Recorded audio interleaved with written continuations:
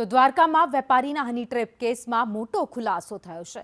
હની trap કેસમાં police કર્મચારી જ સામે ફરિયાદ દાખલ થઈ ગઈ છે। સંજય કરંગિયા નામના પોલીસ કર્મચારી સામે ફરિયાદ નોંધાઈ છે। સંજય વેપારી પાસેથી નાણાં પડાવ્યા હતા। રાજકોટના વેપારીને હની ટ્રેપમાં ફસાવ્યો હતો અને પૈસા તેની પાસેથી પડાવ્યા હતા। વેપારીને ફસાવીને ટોળકીએ 1 કરોડ 20 લાખ રૂપિયા ખંખેરી લીધા હતા।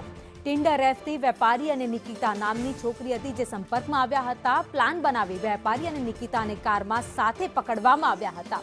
પોલીસ કર્મી અન્ય એક શખ્સ સાથે મળીને તેને પકડ્યા હતા। કેસની પતાવટ માટે 10 કરોડ રૂપિયાની માંગણી થઈ હતી। રૂપિયા 1 કરોડ 20 લાખ આપ્યા બાદ વેપારીએ પોલીસ ફરિયાદ કરી છે। પોલીસે 2 આરોપીને ઝડપી પાડી વધુ તપાસ હાથ ધરી છે।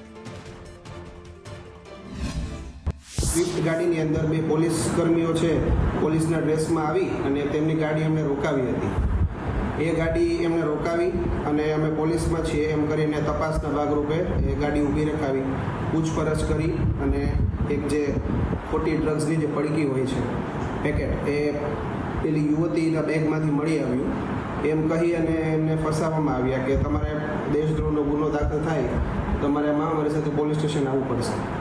એના ભાગરૂપે યુવતી દ્વારા એવું કહેવામાં આવ્યું કે તમે કંઈક સમજો અને સમાધાન કરો।